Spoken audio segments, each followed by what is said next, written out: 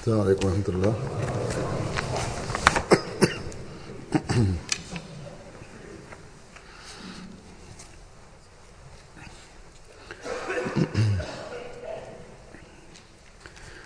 أشهد أن لا إله إلا الله وحده لا شريك له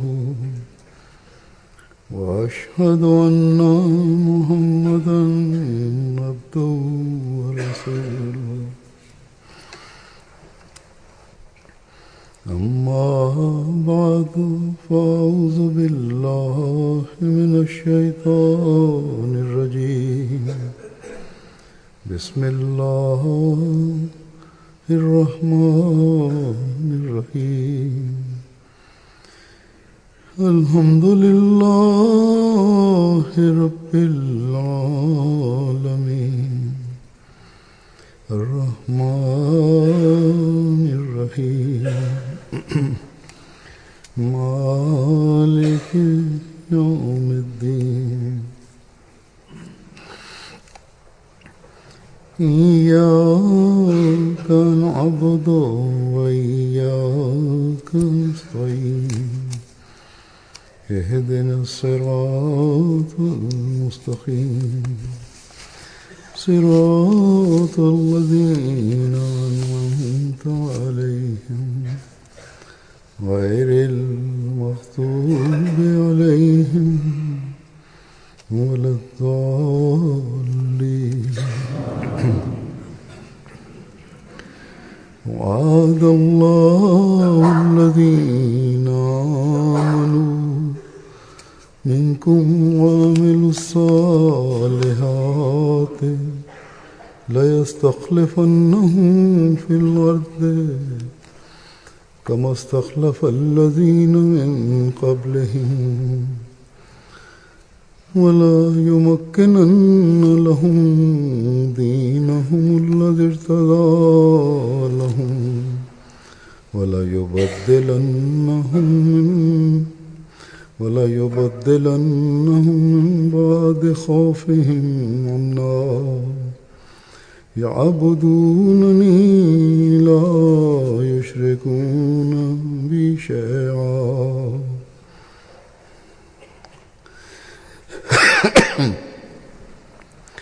ومن كفر بعد ذلك فأولئك هم الفاسقون.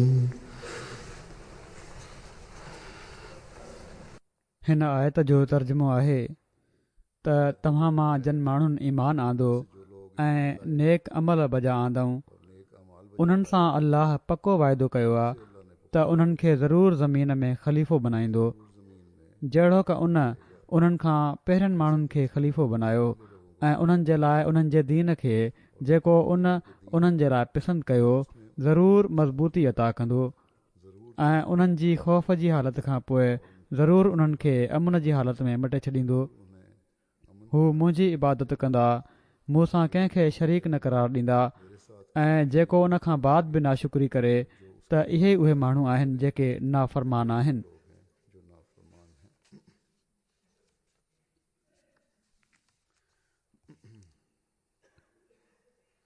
हीअ आयत जहिड़ो क इन जे मज़मून मां वाज़िह आहे अल्लाह ताला जे मुसलमाननि सां इन वाइदे खे बयानु करे रही आहे त इस्लाम में ख़िलाफ़त क़ाइमु रहंदी. हा, पाण सॻुरनि सल्लल्लाहु अलैहि वसल्लम जे हिकिड़े इरशाद जे मुताबिक़ मुसलमाननि जे अमलनि ऐं ईमान जी हालति जे करे ही इनाम मुसलमाननि खां हिकिड़े वक़्त जे लाइ खसिजी वेंदो. पर साण हीअ बि फ़रमाए छॾियऊं त अल्लाह ताला जे वाइदे जे मुताबिक़ मज़बूत ईमान वारनि ऐं नेक अमल बजाइण वारनि ऐं अल्लाह ताला जे हिन आख़िरी कामिल ऐं मुकमिल दीन ते हलण वारनि में हीउ निज़ाम ॿीहर क़ाइमु थींदो ऐं ख़िलाफ़त अला मिनहाज नबूअत वरी दुनिया में क़ाइमु ऐं जारी थींदी. मुसलमान आलिमनि जे उलमा के ग़लति नज़रियनि गलत नजरिया क़ुर शरीफ़ ऐं पाण सॻुरनि सल्लल्लाहु अलैहि वसल्लम जी तालीम ऐं इरशादनि जी गहराईअ खे न सम्झणु की गहराई को ना समझने ऐं सिर्फ़ु मथाछिरूं तशरीहूं ऐं तफ़सीर करण जे करे मुसलमाननि जी अक्सरियत अक्सरियत इन ॻाल्हि खे सम्झे नथी बात को समझती नहीं, त ख़िलाफ़त जो निज़ाम कहिड़ी तरह क़ाइमु थींदो। किस तरह कायम होगा। ऐं हिकिड़ो तमामु वॾो तबिको अहिड़ो बि आहे मुसलमाननि में मुसलमानों में जेको हीउ चए थो त कंहिं ख़िलाफ़त जी ज़रूरत नाहे ऐं जेको जेको जहिड़े जहिड़े फ़िरके सां तालुक़ु रखे थो फिरके से ताल्लुक़ रखता है उन ते अमल करे उस पर अमल करे, ऐं इहो ई काफ़ी आहे। यही काफ़ी है। छो त अॼुकल्ह मुसलमाननि जी दुनिया जे साम्हूं जेका हालत आहे जो हालत है ऐं जहिड़ी तरह इस्लाम बदनाम थी रहियो आहे बदनाम हो रहा है, उन जी तक़ाज़ा इहा ई आहे तो यही है त जेको जहिड़ी तरह रहे पियो थो रहे। रह रहा है रहे। मूंखे ख़ुदि मुझे खुद हिकिड़ा मस्जिद जा इमाम हुआ एक ऐं पर पंहिंजो हिकिड़ो इदारो बि हलाइनि पिया। इदारा भी चलाते थे, मौलवी साहब मौलवी साहब बज़ाहिर दीन जो इल्मु रखण वारा आहिनि, इल्म रखने वाले हैं, हिननि ई मग़रबी मुल्कनि में रहनि था। में रहते हैं। असां अहमदिन सां उन्हनि जा तालुकात बि सुठा आहिनि, अहमदिन खे ख़राब बि नथा सम्झनि। हू उन्हनि मूंखे चयो मुझे कहा त मां जंहिं इस्लामी फ़िरके सां तालुक़ु रखां थो उन जे बुज़ुर्गनि इहो ई चयो आहे त कंहिंजे दीन खे छेड़ियो न ऐं पंहिंजो दीन छॾियो न। छोड़ो ना। हाणे जेके अहिड़ा नज़रिया रखण वारा आहिनि, आलिम चवराइनि था, हू पंहिंजे मञण वारनि ऐं पुठियां हलण वारनि खे त इहो ई सबक़ु ॾींदा त कंहिं हिकु ख़िलाफ़त ते मुतफ़िक़ थियण जी का ज़रूरत नाहे। हीअ ॻाल्हियूं ज़ाहिर कनि थियूं जाहिर करती हैं त उन्हनि जे वेझो कि नजदीक ज़ातियात ऐं फ़िरका और फिरके मुस्लिम उम्मा जे वसीतर मफ़ाद ऐं हिकु हथ ते गॾु थियण जी भेट में वधीक अहमियत रखनि था। बस जब सो जॾहिं क़ुर शरीफ़ जी तालीम खे न सम्झनि ऐं पाण सॻोरनि सल्लल्लाहु अलैहि वसल्लम जे इर्शादात ते गौर न कनि त पोइ इहो ई कुझु थींदो आहे। यही कुछ होता मुसलमाननि जी ऐं पर चवणु घुर्जे त मुसलमान आलिमनि जे घटि इल्म ऐं जहालत है। और जहालत जी ॻाल्हि कंदे का जिक्र करते हुए हज़रत मसीह मऊद अलैहिस्सलातु वस्सलाम हिकिड़े हंधि फरमाइनि था एक जगह फरमाते हैं त के बास साहिब दोस्त आयत वाद अल्लाहुल्लज़ीन आमनू मिनकुम मिनकुम व अमिलुस स्वालिहात अमिलुस सालिहात ला यस्तखलिफन्नहुम फिल अर्ज़ कमस्तखलफुल्लज़ीन मिन क़ब्लिहिम लज़ीना मिन क़ब्लिहिम जी उमूमियत खां इनकार करे चवंदा आहिनि। कहते हैं उमूमी तौर ते जेका इन जी माना आहे उन जो इनकार करे चवंदा आहिनि त मिनकुम मां असहाब ई मुराद आहिनि सहाबा ही मुराद है। ऐं ख़िलाफ़त राशिदा हक़ा हक्का उन्हनि जे ज़माने ताईं ख़तमु थी वई, ज़माने तक खत्म हो गई, असाबनि जे ज़माने ताईं ख़िलाफ़त राशिदा रही। रास्ते रही। फरमाइनि था ऐं पोइ क़यामत ताईं इस्लाम इस्लाम में इन्हनि माण्हुनि जे वेझो लोगों के नज़दीक क़यामत ताईं इस्लाम में इन ख़िलाफ़त जो नालो निशान न हूंदो। गोया ॼण त हिकिड़े ख़्वाब ख़्याल वांगुरु हिन इस खिलाफत का ख़िलाफ़त जो सिर्फ़ु 30 सालनि ताईं दौरु हुयो ऐं पोइ हमेशह जे लाइ इस्लाम हिकिड़ी लाज़वाल नहुसत में पइजी वियो। नऊज़ बिल्लाह। पाण फरमाइनि था पर मां पुछां थो त छा कंहिं नेक दिल इंसान जी अहिड़ी राय थी सघे थी कि वो त हू हज़रत मूसा अलैहिस्सलाम जे बारे में त ही अक़ीदो रखे त बेशक उन्हनि जी शरीयत जी बरकत ऐं ख़िलाफ़त राशिदा जो ज़मानो लगातार 1400 सालनि ताईं रहियो, 1400 बरस तक रहा, पर उहो नबी लेकिन वो जेको अफ़ज़लुर रसुल ऐं ख़ैरुल अंबिया चवराए थो अंबिया ऐं जंहिंजी शरीयत जो दामन क़यामत ताईं डिघो आहे, क़यामत तक मुमतद है, उन जूं बरकतूं ॼण त उन ई जे ज़माने ताईं महदूद रहियूं महदूद रही। ऐं ख़ुदा न चाहियो त कुझु वक़्त ताईं उन जी बरकतुनि जा नमूना उन जे रूहानी ख़लीफ़नि जे ज़रिए सां ज़ाहिर थियनि। से ज़ाहिर हों। अहिड़ियुनि ॻाल्हियुनि खे त ॿुधी सुनकर असांजो बदन ॾकी थो वञे, बदन काम जाता है। पर अफ़सोस जो उहे माण्हू बि मुस्लमान ई चवराइनि था जो जेके सरासर चालाकीअ सां ऐं बेडरपा थी अहिड़ा बेअदबी वारा लफ़्ज़ वाता कढनि था जो ॼण त इस्लाम जूं बरकतूं अॻिते कोन्हनि, पर वॾो वक़्तु थियो आहे जो उन्हनि जो ख़ात्मो थी चुको आहे। हिकिड़े हंधि पाण हीअ बि फरमायाऊं त जेकॾहिं सिर्फ़ु 30 सालनि ताईं ख़िलाफ़त रहणी हुई ऐं उन खां बाद कुझु कोन हो ऐं इहा ई इस्लाम जी कुल उमिरि हुई, त अलाह ताला कुदरत रखे पियो त पाण सॻोरन सलाहु वसलम खे 30 साल अञा ज़िंदगी ॾेई छॾियां ऐं 93 सालनि जी ज़िंदगी का अहिड़ी ज़िंदगी न आहे जेका ग़ैर मामूली हुजे, पोइ ख़िलाफ़त जी कहिड़ी ज़रूरत हुई। सो अहिड़ा माण्हू बि आहिनि जेके अहिड़ा नज़रिया रखनि था। ही माण्हू आहिनि जंहिंजो हज़रत मसीह मऊद अलैहिस्सलाम कुझु तफ़सील सां नक्शो कढी ॿुधायो आहे, पर कुझु अहिड़ा बि आहिनि जेके पंहिंजी दुनिया जी हुकूमतुनि जे आधार ते पंहिंजी ख़िलाफ़त क़ाइमु करणु चाहिनि था। उन्हनि जे ख़्याल में ख़िलाफ़त कंहिं ताक़त जे करे क़ाइमु थी वेंदी।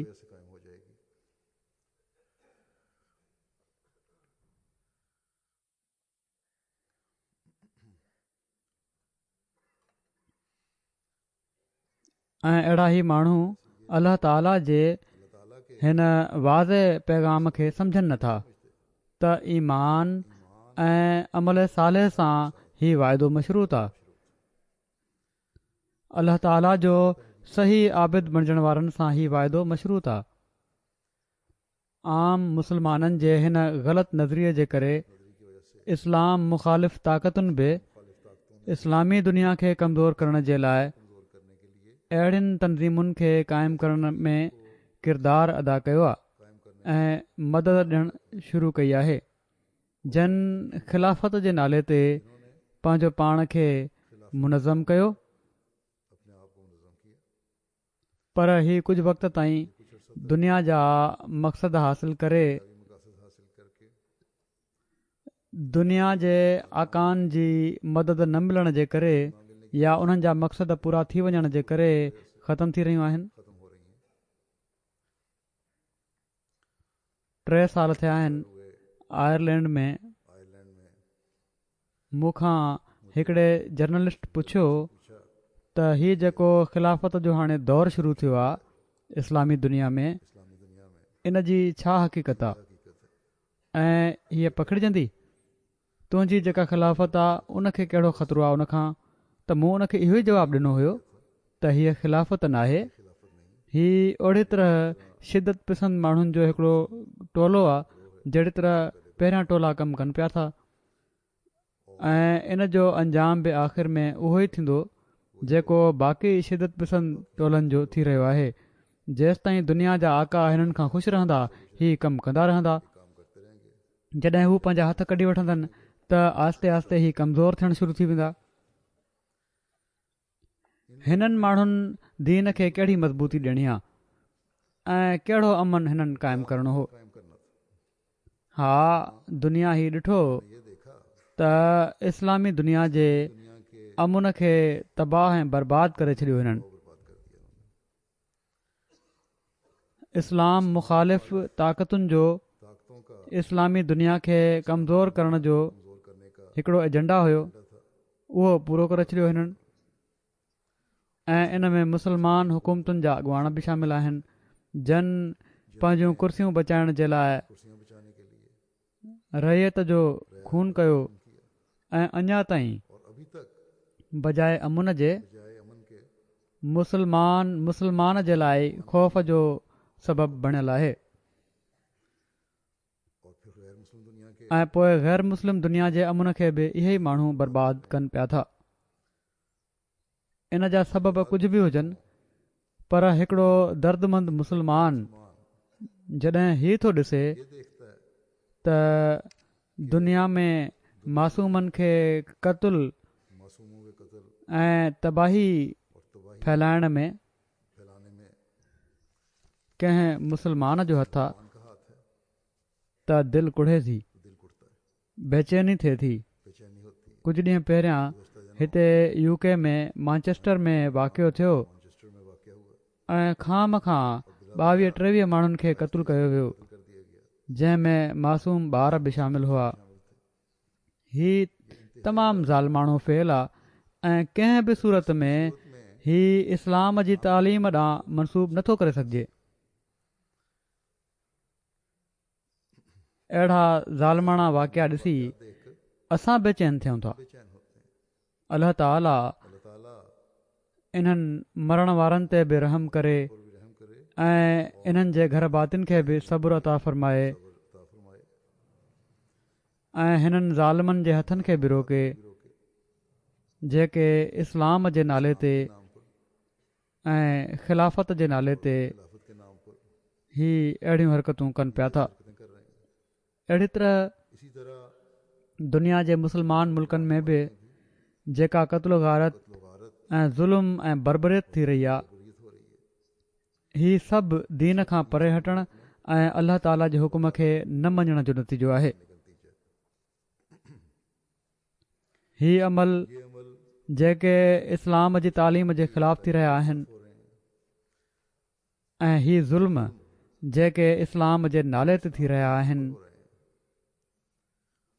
हैं। ऐं अहिड़ी तरह उहे ज़ुल्म बि जेके मुस्लमान हुकूमतूं हुकूमतें ग़ैर हुकूमतुनि जी मदद सां की मदद से मुसलमाननि खे बमबारी करे बारी कर या बिना फ़र्क़ जे क़त्ल गारत करे रहियूं आहिनि, कर रही हैं। इन्हनि सभिनी जो दर्द असां अहमदी सभिनी खां वधीक महसूसु करे सघूं था। जन इस्लाम जी तालीम खे सुञातो आहे, जन जिन्होंने इस्लाम जी मोहबत ऐं प्यार ऐं अमन जी तालीम खे सुञातो आहे, जिन्होंने जन ख़िलाफ़त जे हथ पुठियां ख़ौफ़ खे अमन में मटिजण जा नज़ारा ॾिठा आहिनि, त असां ई सभिनी खां वधीक इन खे महसूसु करे सघूं था। हिन ज़माने में क़ुर शरीफ़ जी तालीम खे सम्झंदे की तालीम को समझते हुए ऐं पाण सॻोरन सल्लल्लाहु अलैहि वसल्लम जे इरशादात जो इदराक हासिल कंदे असीं अहमदी आहियूं जेके अमुन ऐं सलामती जे मज़मून खे ख़ातमुल ख़ुलफ़ा सां जुड़ण जे करे सम्झूं था। की वजह से समझते हैं। ख़िलाफ़त खिलाफत न दुनिया जी ताक़त सां मिली सघे थी, न दुनिया जी चालाकियुनि सां, भी चालाकियों से न ई फ़क़ति नाले जे आलमनि जे गॾु थी ठाराह पास करण सां। जहिड़ो कि कुझु साल पहिरियां हीअ कोशिश बि थी चुकी आहे त मुस्लमान गॾु थियनि ऐं पंहिंजो को ख़लीफ़ो चूंडे वठनि, अहिड़ी तरह न थींदी। ख़िलाफ़त जो निज़ाम जेको ख़ौफ़ खे अमुन में मटण वारो निज़ाम आहे, जेको अल्लाह ताला जी रज़ा हासिल कंदे दीन जी मज़बूती जो ज़रियो बणिजण वारो आहे, इन जो ताल्लुक़ उन ज़रिए सां क़ाइमु थियण वारी ख़िलाफ़त सां आहे खिलाफत से जेको अल्लाह ताला ऐं उन जे रसूल जे ॿुधायल तरीक़े जे मुताबिक़ अमल में अचिणो आहे, अमल में आना है। जंहिं जे बारे में अल्लाह ताला अल्लाह ताला ने क़ुर शरीफ़ में फ़रमायो आहे करीम में फरमाया त कि सूरह जुमा में सूरह जुमा त व आख़रीन मिनहुम लम्मा यल्हक़ू बिहिम, ऐं इन्हनि मां इन्हीं में से ॿियनि ॾांहुं बि दूसरों की तरफ भी मबूस कयई जेके अञा उन्हनि सां नाहिनि मिलिया।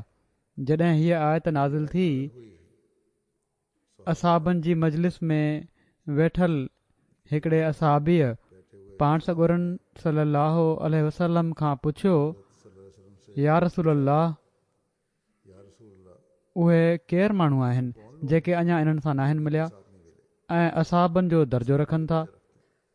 पाण सॻोरन सल्लल्लाहु अलैहि वसल्लम इन जो जवाबु न ॾिनो। जवाब न दिया। उन शख़्स 3 भेरा ही सुवाल वरजायो। इन ते पाण सॻोरन सल्लल्लाहु अलैहि वसल्लम हज़रत सलमान फ़ारसीअ जे कुल्हे ते हथु रखी फ़रमायो त जेकॾहिं ईमान सुरैया वटि बि पहुची वियो त हिननि माण्हुनि मां कुझु माण्हू इन खे वापसि वठी ईंदा। ऐं आख़िरीन जे मुक़ाम जे बारे में हिकिड़े मौक़े ते पाण सॻोरन सलाहु वसलम फरमायो आहे त मुंहिंजी उम्मत हिकिड़ी मुबारक उम्मत आहे। हीउ मालूम न थींदो त इन जो पहिरियों ज़मानो बहितर आहे या आख़िरी ज़मानो। सो आख़िरी ज़माने जी बहितरी जी ख़ुशख़बरी बि पाण सॻोरन सलाहु वसलम ॾिनी आहे। छा ही आख़िरी ज़मानो हिननि आलिमनि ऐं बादशाहनि जे पुठियां हलण सां पहिरियनि वारियूं बरकतूं हासिल करण जो हामिल बणाईंदो? यकीनन न। ही माण्हू त दुनियादार आहिनि। ही उन शख़्स जे पुठियां हलण सां मिलंदो जेको ईमान खे वापसि दुनिया में आणींदो। ऐं अॼु ईमान खे दुनिया में क़ाइमु करण जी कोशिश पाण सॻोरन सलाहु वसलम जे सचे आशिक़ जे ज़रिए जारी निज़ाम खां अलावा केरु आहे जेको करे पियो थो? जेको अमुन प्यार ऐं मुहबत सां इस्लाम जो पैगाम दुनिया में फैलाए रहियो आहे, ईमाननि खे दिलनि में क़ाइमु करण जे लाइ कोशिश करे पियो थो। कुफर ऐं इल्हाद जे हिन दौर में इहो ई हज़रत मसीह मऊद अलैहिस्सलातु वस्सलाम जी जमायत जो कमु आहे जंहिंखे असांखे करणु घुर्जे ऐं कयूं पिया था। केतिरा ई वाक़िया आहिनि मूं सां बि ऐं ॿियनि माण्हुनि सां बि थींदा आहिनि। पीस कॉन्फ्रेंसिस थींदियूं आहिनि, जलसा थींदा आहिनि, असांजे जलसनि में ईंदा आहिनि। जॾहिं असीं पंहिंजो पैगाम इस्लाम जो सही पैगाम ॿुधाईंदा आहियूं त ग़ैर बि ईसाई बि लामज़हब बि ऐं पर इहो ई चवंदा आहिनि त हीउ उहो असुलु पैगाम आहे, हीउ उहो इस्लाम आहे जंहिंजी दुनिया खे पहुचाइण जी ज़रूरत आहे। ऐं जेकॾहिं हीउ इस्लाम तव्हां माण्हू फैलायो त कंहिंखे क़बूल करण में का रंडक न थींदी। सो हीउ कमु आहे जेको असां करणो आहे। दीन जी तजदीद ऐं ईमान खे क़ाइमु करण जे लाइ हिन ज़माने में मसीह मऊद ऐं महदी मऊद सां ई जुड़णो पवंदो, जेको ख़ातमुल खुलफ़ा आहे। आख़िरीन जे अॻियनि सां जुड़ण जे बारे में हिकिड़े हंधि हज़रत मसीह मऊद अलैहिस्सलातु वस्सलाम फरमाइनि था, हिन आयत जो माहसल ही आहे त ख़ुदा उहो ख़ुदा आहे जो जंहिं अहिड़े वक़्त में रसूल मोकिलियो जो माण्हू इल्म ऐं हिकमत खां महरूम थी चुका हुआ ऐं हिकमिया दीनिया इल्म जिन सां नफ़्स जी तकमील थिए ऐं इंसानी नफ़्स इल्मी ऐं अमली कमाल ते पहुचनि बिल्कुलु गुम थी विया हुआ। माण्हू दीन खे बिल्कुलु विसारे चुका हुआ। हिकमत दीन जी हिकमत जी जेका तालीम आहे उहा बिल्कुलु ख़तमु थी चुकी हुई ऐं इन खे कमाल ताईं पहुचाइण जे लाइ दीन जे इल्म जी हिकमत खे कमाल ताईं पहुचाइण जे लाइ ऐं इंसानी नफ़्स जी इस्लाह जे लाइ इल्मी ऐं अमली हालतुनि खे बहितर करण जे लाइ हिकिड़ो ज़मानो हुयो जेको पाण सॻोरन सलाहु वसलम जो ज़मानो हुयो, जंहिंजे लाइ आया छो त हीउ ज़मानो हुयो जॾहिं ही सभु ॻाल्हियूं हाणे बिल्कुलु ख़तमु थी चुकियूं हुयूं, गुम थी वियूं हुयूं ऐं फरमाइनि था ऐं माण्हू गुमराही में मुब्तला हुआ, माना त ख़ुदा ऐं उन जी सिरात मुस्तक़ीम खां तमामु परे वञी पिया हुआ। तॾहिं अहिड़े वक़्त में ख़ुदा ताला पंहिंजो रसूल उम्मी मोकिलियो ऐं उन रसूल सलाहु वसलम उन्हनि जे नफ़्सनि खे पाक कयो ऐं इल्मुल किताब ऐं हिकमत सां उन्हनि खे भरे छॾियईं। किताब जे इल्म ऐं हिकमत सां उन्हनि खे भरियऊं, माना त निशाननि ऐं मौजज़नि सां यकीन जे मर्तबे ताईं पहुचायऊं।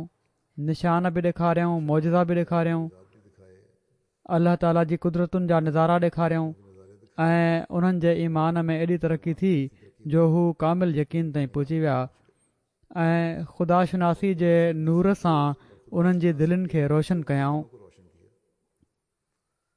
ऐं वरी फरमाइनि था फरमाइनि था फरमाते हैं त हिकिड़ो गिरोह ॿियो आहे जेको आख़िरी ज़माने में ज़ाहिर थींदो। वो भी उहे बि पहिरियों ऊंदाही ऐं गुमराही में हूंदा ऐं इल्मु ऐं हिकमत ऐं यकीन खां परे हूंदा। तॾहिं ख़ुदा उन्हनि खे बि असहाबनि जे रंग में आणींदो। माना त जेको कुझु असहाबनि ॾिठो उन्हनि खे बि ॾेखारियो वेंदो दिखाया जाएगा। एसि ताईं जो उन्हनि जो सिदक ऐं यकीन असहाबनि जे सिदक ऐं यकीन जहिड़ो थी वेंदो। हो जाएगा।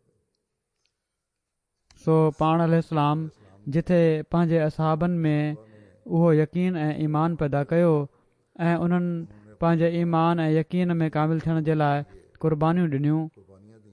ऐं उन ऊंदाही मां ॿाहिरि निकिता जंहिं हर पासे ऊंदाही करे फिटी कई हुई। दुनिया में गुमराही लॻी पई हुई।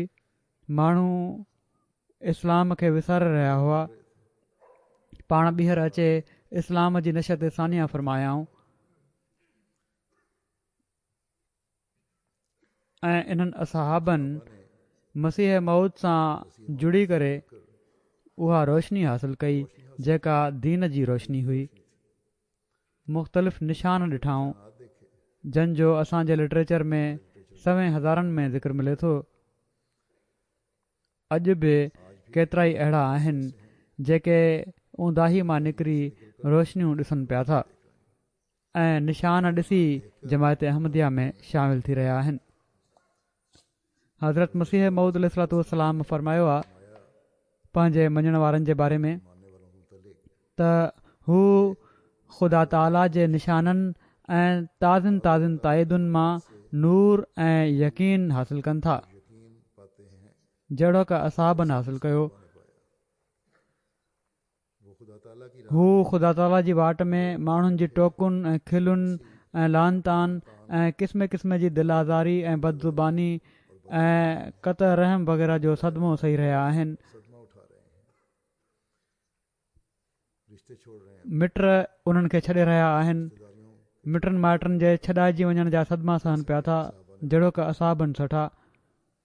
ही वाक़िया सिर्फ़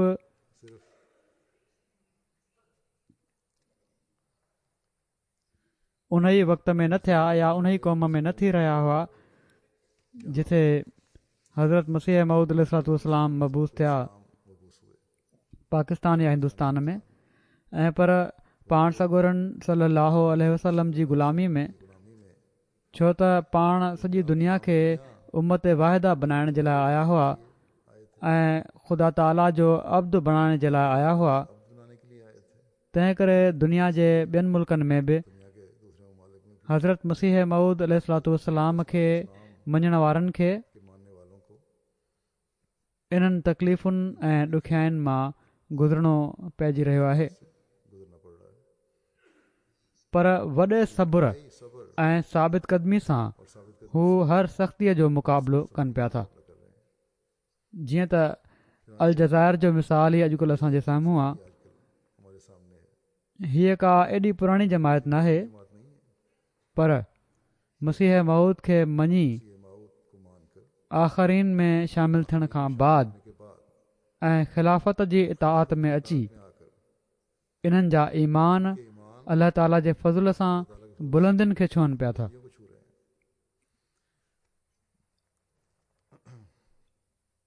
इन्हनि जे असीरनि जे ईमान ऐं यकीन जो अंदाज़ो असीं हिन ख़त मां लॻाए सघूं था जेको हिकिड़े असीर कल्ह ई मूंखे मोकिलियो आहे या कल्ह मूंखे मौसूल थियो।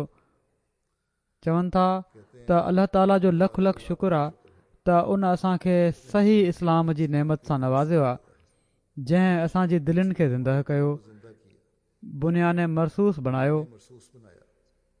ऐं उन जी रज़ा जी ख़ातिर हिक ॿिए सां मुहबत करण वारो बणायो ऐं ख़लीफ़े वक़्त जे हथ ते गॾु कयईं। लिखनि था मूंखे मुखातिब करे त सैयदी अलाह ताला जी वाट में असीरी खां बाद सॼे मुल्क मां अहमदी ॿाहिरि अचे मिलनि पिया था ऐं ख़ुदा जी ख़ासि मदद ते ख़ुशबाश आहिनि। हिकु असीरी आहे पर अलाह ताला जा इनाम जेके थी रहिया आहिनि उन ते ख़ुशी बि मल्हाइनि पिया था। चवनि था हिननि तव्हां ताईं मोहबत सां भरियल सलाम ऐं दुआ जी दरख़्वास्त पहुचाइण जो बि चयो आहे। सभई इन ॻाल्हि ते मुसिर आहिनि त हक़ फैलाइण जे लाइ कम ऐं दुआ खे जारी रखियो वञे। जेतिरियूं मर्ज़ी सख़्तियूं अचनि, हक़ फैलाइण जे लाइ असीं पंहिंजो कमु बि जारी रखंदासीं ऐं अलाह ताला खां मदद बि घुरंदासीं, दुआऊं बि घुरंदा रहंदासीं। पोइ चवनि था त हिन इब्तिलाह असांखे पाण में मोहबत ऐं भाईचारे ऐं इतिहाद ऐं ताउन ऐं ख़िलाफ़त सां मोहबत में मज़ीद वधाए छॾियो आहे।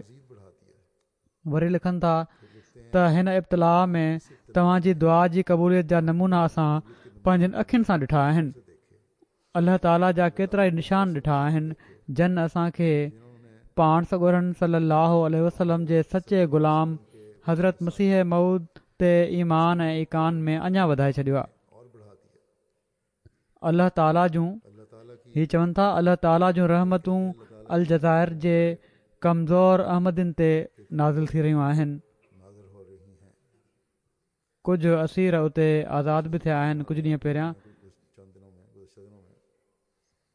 अलाह ताला बाक़ी असीरनि जी आज़ादी जा बि जल्द सामान पैदा फ़रमाए।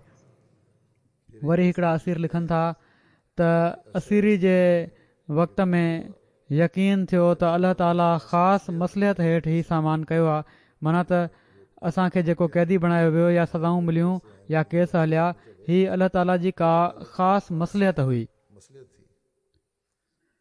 त जीअं हू पंहिंजे अजाइबात मां कुझु ॾेखारे। हू असांखे पंहिंजा निशान ॾेखारणु चाहे पियो, पंहिंजा अजाइबात ॾेखारणु चाहे पियो। तंहिं करे उन ही सख़्तियूं बि असां ते विझरायूं। चवनि था त आज़ादी ऐं आराम जे ज़माने में फ़तुहुनि मां असां सम्झूं पिया त जेके कामयाबियूं असांखे थी रहियूं हुयूं, असां सम्झूं पिया त असां ख़ुदा ताला जो चहिरो ॾिसी वरितो आहे ऐं उन जी वाटुनि खां वाक़िफ़ु थी विया आहियूं। पर हाणे ख़बर पई त पहिरियां तमामु घटि ॾिठो होसीं ऐं हाणे उन जी कुदरतुनि जा असुलु नमूना ॾिठा आहिनि।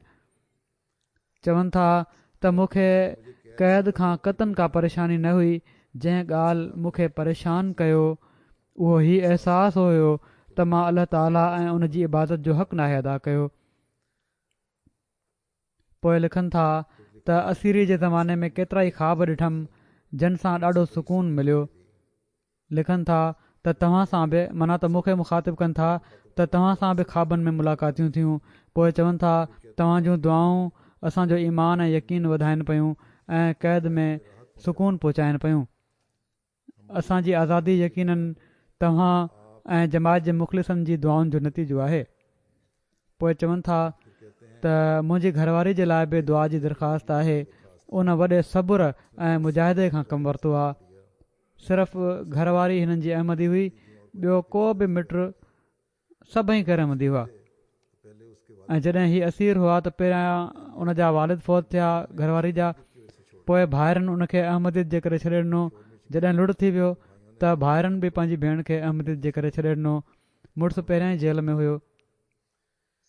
पोइ चवनि था त असीरी जे वक़्त जे दौरान मुंहिंजे घरवारनि खां बि परे रही। उहे बि शायदि सभई अहमदी न हुआ, ही उन्हनि खां बि परे रही। पर मुख़लिस अहमदी औरतुनि पंहिंजे प्यार सां हीअ कमी पूरी करे छॾी ऐं हिकु ख़ानदान बणिजी वियो हिननि माण्हुनि जो। पंहिंजनि छॾियो त जमायत अहमदिया उनखे जज़्ब करे वरितो। त मर्दनि ऐं औरतुनि पंहिंजे पंहिंजे दायरे में क़ुर्बानियूं ॾिनियूं ऐं ॾियनि पिया था मुख़्तलिफ़ जॻहियुनि ते। जहिड़ो की हज़रत मसीह मऊद अलैहिस्सलाम फरमायो आहे त उन्हनि खे बि तंग कयो वियो जीअं असाबनि खे ॾुखियाईनि में विधो वियो। पंहिंजे मञण वारनि जे बारे में फरमाइनि था त उन्हनि खे बि तंग कयो वियो, ॾुखियाईनि में विधा विया जीअं असाब। पर अलाह ताला जे फज़ल सां हीअ नंढड़ी नई जमायत जेका आहे अल जज़ाइर जी, पंहिंजे इब्तिलाह में जंहिं दौर मां गुज़री रही आहे वॾी साबित क़दम आहे ऐं क़ाइमु आहे। ऐं हाणे उन्हनि जे जज़्बात जो इज़हार हिननि ॿिनि ख़तनि मां ई थी थो वञे।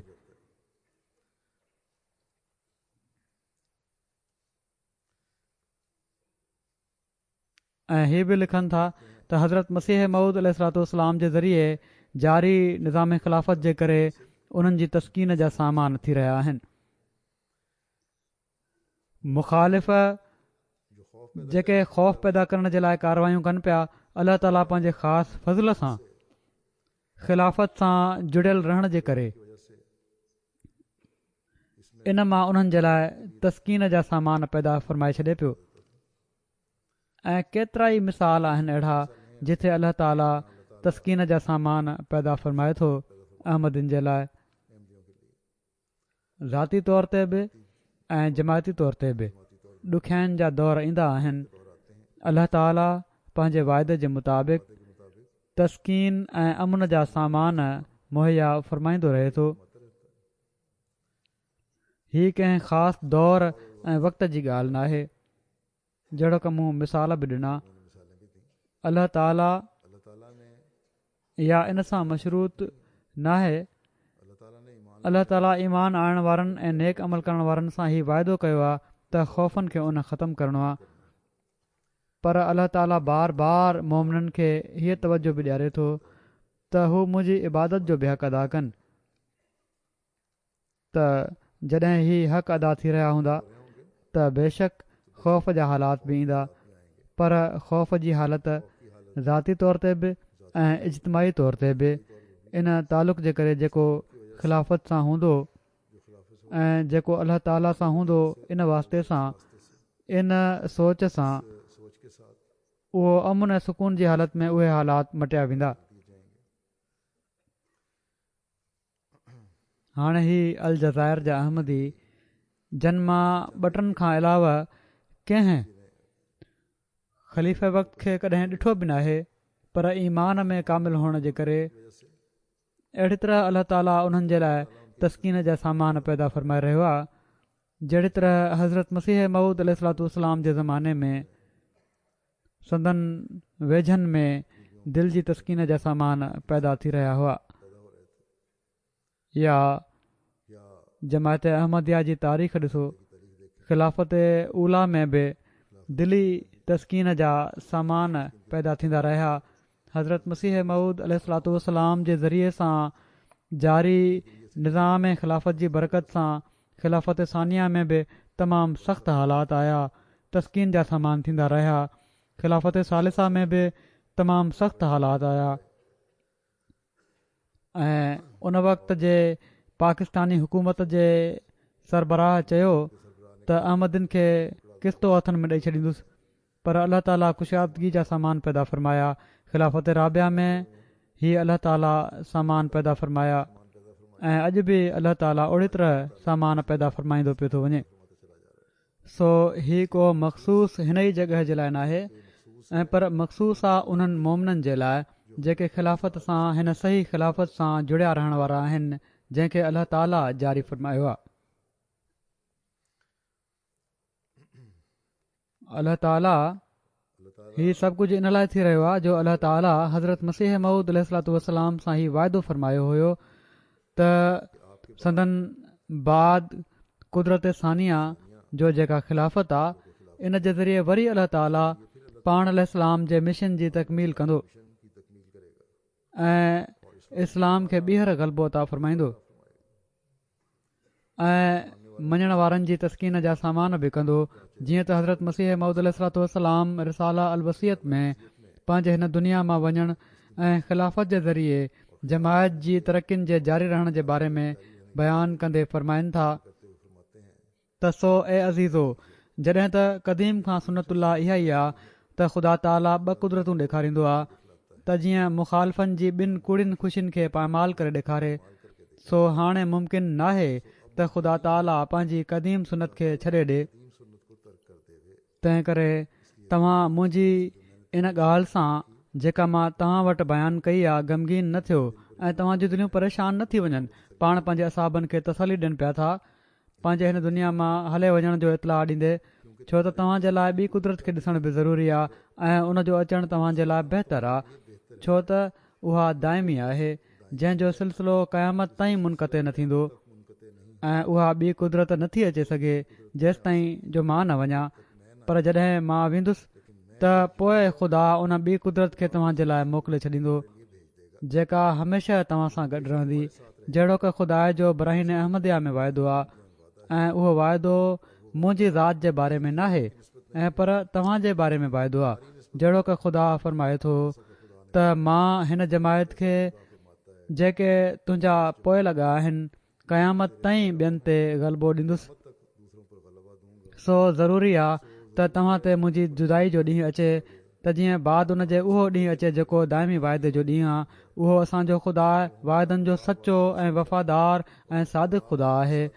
हू सभु कुझु तव्हांखे ॾेखारींदो जंहिंजो उन वाइदो फरमायो आहे। जेतोणीकि हीअ ॾींहं दुनिया जा आख़िरी ॾींहं आहिनि ऐं ॾाढियूं बलाऊं आहिनि जंहिंजे नुज़ूल जो वक़्तु आहे, पर ज़रूरु आहे त हीअ दुनिया क़ाइमु रहे जेसि ताईं उहे सभई ॻाल्हियूं पूरियूं नथी वञनि जंहिंजी ख़ुदा ख़बर ॾिनी आहे।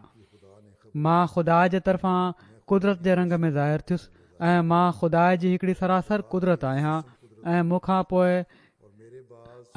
पोइ के ॿिया वजूद हूंदा जेके ॿी कुदरत जो मज़हर हूंदा। सो तव्हां ख़ुदा जी कुदरत सानी जे इंतज़ार में गॾु थी दुआ कंदा रहो ऐं घुर्जे त हर हिकु सालिहीन जी जमायत हर हिकु मुल्क में गॾु थी दुआ में लॻा रहनि त जीअं ॿी कुदरत आसमान तां नाज़िल थिए ऐं तव्हांखे ॾेखारे त तव्हांजो ख़ुदा अहिड़ो क़ादिर ख़ुदा आहे। पंहिंजे मौत खे वेझो सम्झो। तव्हां नथा ॼाणो त केॾी महिल उहा घड़ी अची वेंदी। सो ॾुखियायूं बि ईंदियूं, इब्तिला बि ईंदा, पर आख़िरी फ़तह जमायत अहमदिया जी आहे इनशा अल्लाह। ऐं हज़रत मसीह मऊद अलैहिस्सलाम जे ज़रिए जारी थियण वारो निज़ाम ख़िलाफ़त ई उहो हक़ीक़ी निज़ाम आहे जंहिंसां तरक़ियूं वाबस्ता आहिनि ऐं अमुन ऐं सलामती बि वाबस्ता आहे दुनिया जी। इहो ई निज़ाम आहे जंहिंजे ज़रिए सां इस्लाम जी बरतरी ऐं ग़लबो सॼी दुनिया ते साबित थियणी आहे ऐं क़ाइमु थियणी आहे। जीअं त इन ग़लबे जी ख़बर ॾींदे हज़रत मसीह मऊद अलैहिस्सलाम फरमाइनि था, हीअ ख़ुदा ताला जी सुनत आहे ऐं जॾहिं खां जो उन इंसान खे ज़मीन में पैदा कयो आहे हमेशह इन सुनत खे हू ज़ाहिर कंदो रहियो आहे।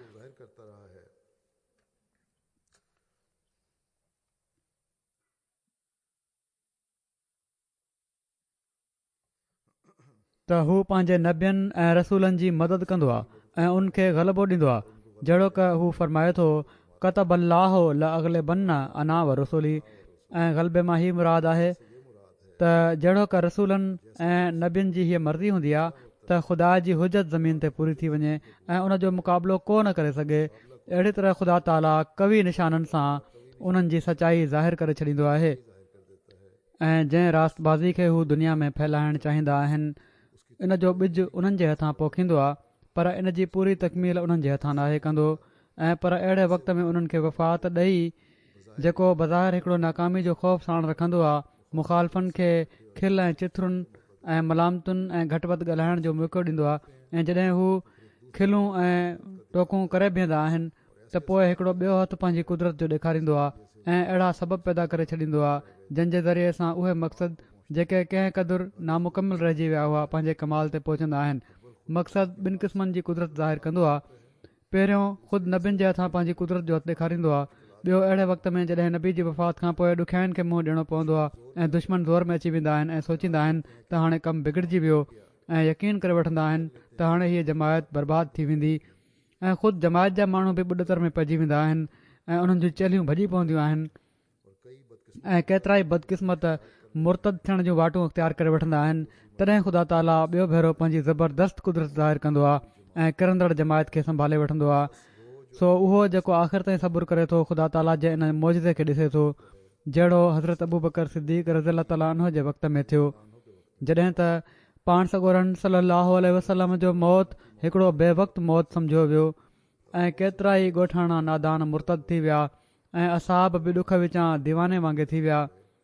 तॾहिं ख़ुदा ताला हज़रत अबू बकर सिद्दीक़ खे खड़ो करे ॿीहर पंहिंजी कुदरत जो नमूनो ॾेखारियो ऐं इस्लाम खे नाबूद थींदे थींदे झले वरिताईं ऐं उन वाइदे खे पूरो कयईं जेको फरमायो हुअईं वलयुमक्किनन्न लहुम दीनहुम लज़िर्तज़ा लहुम वलयुबद्दिलन्नहुम मिन बअदि ख़ौफिहिम अमना। माना त ख़ौफ़ खां पोइ वरी असां उन्हनि जा पेर ॼमाए छॾींदासीं। अलाह ताला जो ई वॾो अहसान आहे त हज़रत मसीह मऊद अलैहिस्सलाम जी वफ़ात खां पोइ हिकिड़ो झटको त जमायत खे लॻो, पर अलाह ताला हज़रत ख़लीफ़तुल मसीह अव्वल जे ज़रिए जमायत खे फ़ौरन संभाले वरितो। जेकॾहिं कंहिंजी का नियत शरारत जी हुई बि त उहे जल्दी क़ाबू में अची विया, पोइ हज़रत ख़लीफ़तुल मसीह अव्वल जी वफ़ात खां पोइ जमायत खे हिकिड़ो वॾो झटको लॻो ऐं जमायत जा के अॻुवाण जमायत मुबाइन खां अलॻि बि थी विया, ख़िलाफ़त जा इनकारी बि थी विया ऐं काफ़ी सख़्तु हालात हुआ। हिकिड़ो इन जो डिघो तफ़सील आहे, पर नतीजो कहिड़ो निकितो आख़िर में ख़िलाफ़त ई कामयाबु थी ऐं कामयाबी जी वाटुनि ते हलंदी वई ऐं मंज़िलूं तइ कंदी वई। पोइ ख़िलाफ़त सालिसा जहिड़ो क मूं ॻाल्हि कई, हिकिड़ो दौरु आयो, सख़्तियुनि जा दौर आया, पर इन जे बावजूदु अलाह ताला फज़ुल फ़रमायो। उन्हनि जा ख़ौफ़नाक मनसूबा हुआ हुकूमत जा, पर का रोक न पैदा थी सघी जमायत जी तरक़ी में।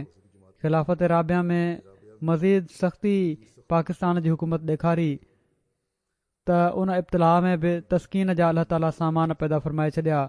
जमायत नयूं मंज़िलूं तइ करणु लॻी,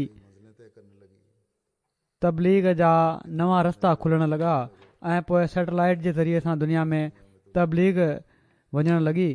पोइ ख़िलाफ़त ख़ामसा में बि नवनि रस्तनि में मज़ीद वुसत पैदा थी। जमायत जो पैगाम हज़ारनि मां निकिरी, लखनि मां निकिरी ऐं पर करोड़नि में वञणु लॻो। हिकु मुल्क़ या ॿिनि मुल्कनि जे बदिरां केतिरनि ई मुल्कनि में हाणे मुखालफ़त शुरू थी वई आहे ऐं इहो ई अहमदियत जी सचाई जो दलील आहे ऐं इहा ई तरक़ी जी निशानी बि आहे। अहमदियत खां पोइ ते हटाइण जूं कोशिशूं थी रहियूं आहिनि, पर अलाह ताला पंहिंजे वाइदे जे मुताबिक़ तरक़ी जूं वाटूं खोलींदो पियो थो वञे ऐं तरक़ी थींदी पई थी वञे। ऐं हीअ सभई ॻाल्हियूं ज़ाहिर कनि थियूं त आर्ज़ी रंडकुनि जे बावजूदु इस्लाम जो ग़लबो इनशा अल्लाह ताला हज़रत मसीह मऊद अलैहिस्सलाम जे ज़रिए ऐं संदन बाद जारी निज़ाम ख़िलाफ़त जे ज़रिए ई थियणो आहे। मुख़ालिफ़ तोड़े जेतिरो मर्ज़ी ज़ोर लॻाए वठनि, उन्हनि जे हिसे में नामुरादी ऐं नाकामी आहे। अलाह ताला हर हिक खे तौफ़ीक़ ॾे त हू पंहिंजे ईमान में बि मज़बूत थिए ऐं नेक अमल बजाइण वारो बि थिए ऐं इबादतुनि जा मयार बि हर अहमदी जा बुलंद थींदा वञनि, त जीअं असीं हिन तरक़ी जो हिसो बणिजण वारा रहूं हमेशह। जुमे जी नमाज़ खां पोइ मां हिकिड़ो जनाज़ो हाज़िर बि पढ़ाईंदुसि। अची वियो आहे न जनाज़ो, जेको चौधरी हमीद अहमद साहिब इबिन चौधरी मोहम्मद सुलेमान अख़्तर साहिब जो आहे। हिते ई कुझु वक़्त खां गुज़िरियल 7-8 सालनि खां हिते ई रहनि पिया। ई 20 मई 2017 में 42 सालनि जी उमिरि में कैंसर जे करे वफ़ात थी वई। इन्ना लिल्लाहि व इन्ना इलैहि राजिऊन। पाण हज़रत चौधरी मौला बख़्श साहिब हज़रत मसीह मऊद अलैहिस्सलाम जे असाबी जा पड़ पोटरा हुआ। पंहिंजे ख़ानदान समेत 1990 में हिजरत करे जर्मनी आया ऐं उते बि जमायती ख़िदमतुनि में नुमाया रहिया। उते सेक्रेटरी तबलीग लोकल रहिया, क़ाइद मजलिस रहिया, मोहतमद रहिया। जर्मनी खां अलावा रीजनल इमारत में बतौर सेक्रेटरी उमिरि अमा ख़िदमत जी तौफ़ीक़ हासिलु कयाऊं। ख़ुदामुल अहमदिया जर्मनी खां अलावा रीजनल इमारत में बि तौफ़ीक़ हासिलु कयाऊं। पोइ बोस्निया जे जलसे में जेको हुयो जलसो, उन में जर्मनी जे नुमाइंदे जी हैसियत सां शामिलु थिया। रांदियुनि जो बि ॾाढो शौक़ु हुयुनि। तबलीगी स्टॉल वॾे शौक़ सां ऐं तवजो सां लॻाईंदा हुआ। जेकॾहिं कॾहिं को मुआविन न हूंदो हुन त पाण ई अकेला स्टॉल जे लाइ निकिरी पवंदा हुआ। 2009 में ई जर्मनी मां यूके अची विया ऐं हिते अची रीजनल नाज़िम तालीम इतफ़ाल जी हैसियत सां ख़िदमत कयाऊं। पोइ ऐं तमामु आला पोज़ीशन बि हासिलु करे वरिती। अतफ़ाल खे पंहिंजी मजलिस जे अतफ़ाल खे वॾी तरक़ी ॾिनऊं। तबलीग जो शौक़ु बि जहिड़ो की मूं चयो ॾाढो हुयुनि। ख़ुदामुल अहमदिया में बि ऐं अंसारुल्लाह में बि मुख़्तलिफ़ उहिदनि जी हैसियत सां ख़िदमत बजाइण जी तौफ़ीक़ मिलियनि। दफ़्तर प्राइवेट सेक्रेटरी में मुस्तक़िल ही रज़ाकार तौरु कमु कंदा हुआ ऐं काफ़ी असांजी टपाल कढण में मदद कंदा हुआ। इन खां अलावा सिक्योरिटी ड्यूटी बि ॾींदा हुआ ख़ादिम जी हैसियत सां। ऐं पर मां त सम्झां पियो कॾहिं कॾहिं त शायदि ही ॿियो को कमु कनि ई कोन था, सॼो ॾींहुं हिते ई मस्जिद जे वेझो ई रहनि था, पर पंहिंजो प्राइवेट कमु बि कंदा हुआ ऐं उन मां टाइम कढंदा हुआ ऐं केतिरा केतिरा कलाक दफ़्तर प्राइवेट सेक्रेटरी खे ॾींदा हुआ। अहिड़ी तरह ख़ुदाम जी ड्यूटियुनि खे बि मूसी हुआ मरहूम। हिननि जे घर भातियुनि में घरवारी खां अलावा हिकिड़ी धीउ ऐं 4 पुट आहिनि। हिननि जा वालिद बि हयात आहिनि, भाउ आहिनि। हिननि जा वालिद सुलेमान अख्तर साहब लिखनि था त मुंहिंजो पुटु तमामु ई फर्माबरदार हुयो। नंढपण खां ई जमायती कमनि में मशगूल रहियो। हर वक़्तु उन जी दिलि में दीन जी ख़िदमत जो जज़्बो मौजूदु रहंदो हुयो। ख़िदमत जो को मौक़ो उन खे मुयसरु आयो, उन मां भरपूर फ़ाइदो वरितो। ॿारनि खे नमाज़ बा जमायत जे लाइ मस्जिद वठी वेंदा हुआ। एसि ताईं जो बीमारी जे ॾींहंनि में बि थोरी तबियत ठीकु थींदी हुई त इन तरीक़े ते अमल कंदा हुआ ऐं पंहिंजी बीमारी सां आख़िर में ॾाढो मुक़ाबिलो वॾी हिमत सां हिननि कयो ऐं घर वेही बि सेक्रेटरी वक़फ़े नौ जी हैसियत सां पंहिंजा कम सर अंजाम ॾींदा रहिया। हिननि जी घरवारी बि इहो ई लिखियो आहे त ॿारनि सां दोस्तनि वारो तालुक़ु ऐं उन्हनि जी तरबियत जो हर वक़्तु ख़्यालु ऐं पोइ ही त जेके बि 15 साल असांजी शादी जा रहिया, अॼु ताईं कॾहिं बि ॾाढिया आवाज़ सां हिननि न ॻाल्हायो आहे।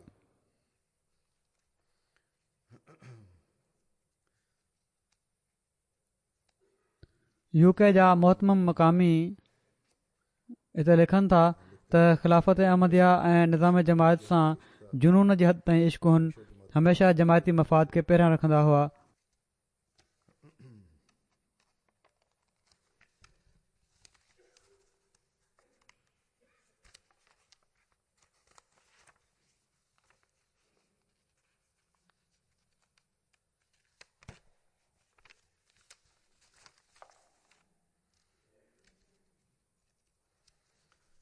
ॿ टे भेरा इस्पताल में दाख़िल रहिया बीमारी जे करे, पर जॾहिं बि थोरी तबियत ठीकु थींदी हुई फ़ौरन पंहिंजे कम ते अची वेंदा हुआ। कॾहिं कॾहिं अहसासु बि न थींदो हुयुनि त बीमार आहिनि। आख़िरी बीमारी में बि इहो ई हुयो त मूंखे अफ़सोस आहे इन ॻाल्हि जो त मस्जिद में वञी निमाज़ूं नथो पढ़ी सघां। हिननि जा हिकिड़ा दोस्त लिखनि था त मूंसां गॾु टैक्सी हलाईंदा हुआ। टैक्सी स्टैंड ते हिननि जो पहिरियों नंबर हुयो ऐं मुंहिंजो हिननि खां पोइ जो हुयो त निमाज़ जो टाइम थियो त हीअ हलिया विया ऐं मां इन लाइ त का सवारी अचे वेंदी उते बीठो रहियुसि, पर थियो ई जो ही निमाज़ पढ़ी वापसि बि अची विया ऐं पोइ सवारी हिननि खे ई पहिरियां मिली ऐं मूंखे न मिली। इन खां बाद खां मूंखे बि सबक़ु मिलियो त पंहिंजे दुनिया जे कमनि खे दीन जे लाइ क़ुर्बान करणु घुरिजे। दीनी कमु इबादत जेका आहे अलाह ताला जो फ़र्ज़ु जेको आहे उनखे बहरहाल पहिरियां अदा करणु घुरिजे। इन लिहाज़ खां ही वॾी ख़ामोश तरबियत बि करे छॾींदा हुआ पंहिंजे साथियुनि जी। हर हिक जे कमु अचणु हिननि जी ख़ासि वसफ़ हुई। राति जो चवनि था हिकिड़ा दोस्त हिननि जा लिखनि था त राति जो 2 बजे बि को कमु हूंदो हुयो त फ़ौरन चवंदा हुआ त मां करे छॾींदुसि। तबलीगी स्टॉल ते अताउल मुजीब राशिद साहब लिखनि था त तबलीगी स्टॉल ते तमामु बाक़ाइदगी सां वेंदा हुआ ऐं ॾाढो खिलंदा हुआ, मुरकंदा हुआ, सभिनी खे सलाम करे ई कमु कंदा हुआ ऐं पर चवनि था त इन्हनि जो हाल पुछियो हिकु भेरे उन्हनि जे कंहिं दोस्त खां त उन्हनि चयो त अॼु हिननि जी तबियत कुझु बहितर हुई, तंहिं करे हू तबलीग करण जे लाइ हलिया विया आहिनि। त अल्लाह ताला हिननि जा दर्जा बुलंद करे, रहम ऐं मग़फ़रत जो वर्ताव फ़रमाए ऐं हिननि जे ॿारनि खे बि नेक साले बणाए ऐं ख़िलाफ़त सां हमेशह वाबस्ता रखे। जहिड़ो की मूं चयो निमाज़ खां पोइ हाज़िर जनाज़ो आहे, मां ॿाहिरि वञी जनाज़े जी निमाज़ पढ़ंदुसि ऐं तव्हां माण्हू हिते ई मस्जिद में सिफ़ूं ठाहे वठो।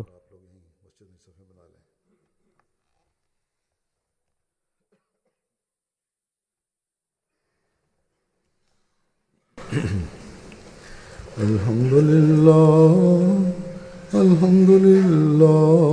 नहमदुहु व नस्तईनुहु व नस्तग़फिरुहु व नुमिनु बिही व नतवक्कलु अलैहि व नऊज़ु बिल्लाहि मिन शुरूरि अनफुसिना व मिन सय्यिआति अअमालिना। मन यहदिहिल्लाहु फला मुदिल्ल लहु व मन युद्लिल फला हादिय लहु व नशहदु अल्ला इलाहा इल्लल्लाह व नशहदु अन्ना मुहम्मदन अब्दुहु व रसूलुहु। عباد الله رحمكم الله إن الله يأمر بالعدل والإحسان وإيتاء ذي القربى وينهى عن الفحشاء والمنكر والبغي يعظكم لعلكم تذكرون اذكروا الله يذكركم وادعوه يستجب لكم ولذكر الله أكبر.